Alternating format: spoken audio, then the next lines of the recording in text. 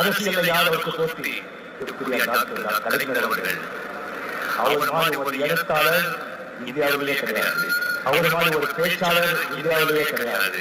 அவர் மாதிரி ஒரு அரசியல் ஞானி இந்தியாவிலேயே கிடையாது. அவர் மாதிரி ராஜதந்திரி இந்தியாவிலேயே கிடையாது. அவருடைய 13 ஆண்டுகள் கோட்டையில வந்து முதலமைச்சர் சேர்ப்பக்குமே திரும்பி பார்க்காத மாதிரி வச்சவர் மக்கள் எம்ஜிஆர் அவர்கள். அது என்ன சாதாரண சாதனையா? சாமானிய மக்களுக்கு ஒரு கரண்ட் இல்லாத விலைக்கு கொண்டு கரண்ட் போச்சு. ஒவ்வொரு குடிசையிலும் ஒவ்வொரு விளக்கு ஃப்ரீயா கொடுத்தாங்க. ஒவ்வொரு விலைக்கும் 10 ரூபாய் பண்ணாங்க.